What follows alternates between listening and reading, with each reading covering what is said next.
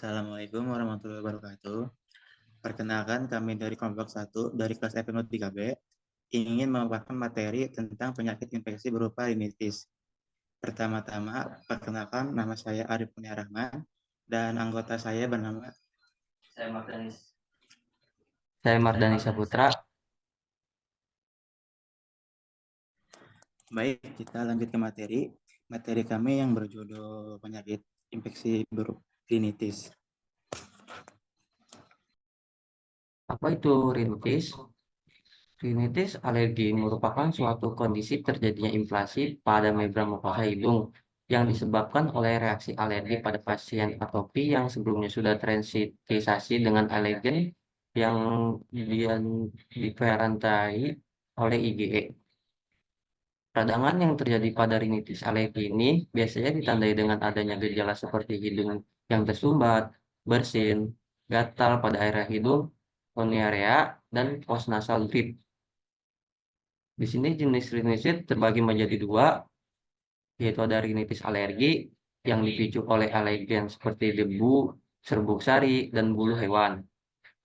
Yang kedua itu rinitis non-alergi, itu disebabkan oleh polusi udara, asap rokok, perubahan suhu, dan lain-lain. Untuk epidemiologi rinitis, diperkirakan 25-50% kasus rinitis bersifat non-alergi dengan kejadian yang lebih sering pada orang dewasa dibandingkan anak-anak. Prevalensi global 10-30% populasi dunia mengalami rinitis alergi. Di Indonesia 20-20% pada anak-anak dan 15-20% pada orang dewasa. Prevalensi rinitis alergi meningkat dari tahun ke tahun akibat faktor seperti perubahan lingkungan dan gaya hidup modern. Kota-kota besar dengan tingkat polusi tinggi menunjukkan prevalensi rinitis yang lebih tinggi dibandingkan dengan pedesaan. Anak-anak yang tinggal di lingkungan dengan tingkat kebersihan yang sangat tinggi justru lebih berisiko mengalami alergi karena kurangnya paparan terhadap mikroorganisme. Rinitis alergi. Pertama itu disebabkan oleh reaksi sensitivitas terhadap alergen tertentu. Kedua, melibatkan sistem imun dengan pelepasan histamin dari sel emas. Yang selanjutnya itu rinitis non-alergi. Yang pertama itu dipicu oleh iritasi tanpa melibatkan reaksi imunologi. Yang kedua, penyebabnya meliputi polusi asap, rokok, stres, atau obat-obatan tertentu.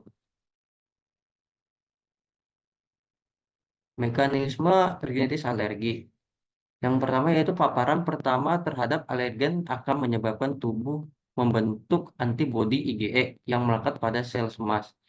Yang kedua, pada paparan berikutnya, alergen akan berikatan dengan IgE yang telah terbentuk, memicu pelepasan histamin dan mediator inflamasi lainnya. Yang ketiga, inilah yang menyebabkan gejala seperti hidung tersumbat, bersin, dan produksi lendir berlebih. Yang selanjutnya, mekanisme rinitis non-alergi, yaitu tidak melibatkan reaksi imun, tetapi lebih kepada gangguan fungsi saraf dan pembuluh darah di mukosa hidung yang terlalu sensitif terhadap iritan. Tanda atau gejala. Yang pertama, gejala rinitis.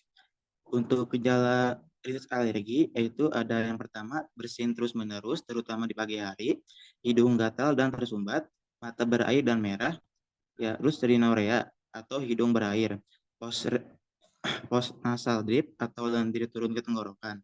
Untuk rinitis non alergi, hidung tersumbat tanpa adanya gatal, produksi lendir berlebih, gejala dapat diperburuk oleh perubahan cuaca atau lingkungan.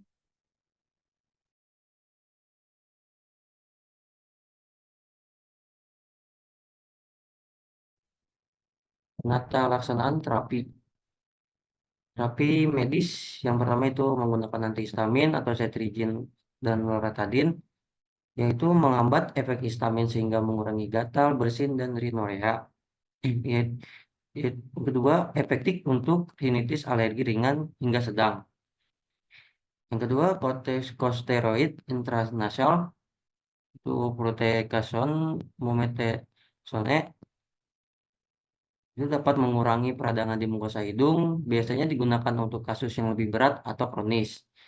Yang ketiga itu dapat digunakan dengan dekongestan, yaitu pseudoephedrine, oxymetazoline, itu dapat membantu meredakan hidung tersumbat dengan mengecilkan pembuluh darah di hidung. Tidak boleh digunakan lebih dari 3 hari karena dapat menyebabkan efek samping seperti rebound congestion, yaitu hidung semakin tersumbat setelah penggunaan dihentikan. Selanjutnya, yang keempat itu stabilisator sel mass atau menggunakan kromolin sodium. Digunakan sebagai tindakan pencegahan untuk mencegah pelepasan histamin sebelum reaksi alergi terjadi. Yang kelima, imunoterapi. Diperuntukkan bagi pasien yang memiliki rinitis alergi berat atau tidak responsif terhadap obat-obatan biasa. Dilakukan dengan cara memberikan dosis kecil alergen secara berkala untuk membangun toleransi tubuh. Untuk terapi nutrisinya, yaitu pertama menghindari makanan pemicu alergi. Pasiennya Pasien dengan rinitis alergi yang disebabkan oleh makanan tertentu, misalnya susu, telur, dan seafood, harus menghindari makanan tersebut. Yang kedua, meningkatkan konsumsi vitamin C dan antioksidan. Vitamin C bersifat antiinflamasi dan dapat membantu mengurangi gejala alergi. Terus sumbernya termasuk jeruk, stroberi, paprika, dan kiwi. Dan yang ketiga, menjaga hidrasi tubuh. Minum cukup air membantu mengencerkan lendir di hidung dan mempercepat pembersihan saluran pernapasan. Untuk kesimpulannya, rinitis adalah peradangan pada hidung yang bisa disebabkan oleh alergi atau iritan seperti debu, asap rokok, dan polusi. Penyakit ini tidak berbahaya, tetapi bisa mengganggu aktivitas sehari-hari karena menyebabkan hidung tersumbat, bersin, dan gatal. Pengobatan rinitis bisa dilakukan dengan menghindari pemicu menggunakan obat seperti antihistamin dan kortikosteroid, serta menjaga pola hidup sehat. Dengan penanganan yang tepat, gejala rinitis bisa dikontrol sehingga tidak mengganggu kualitas hidup.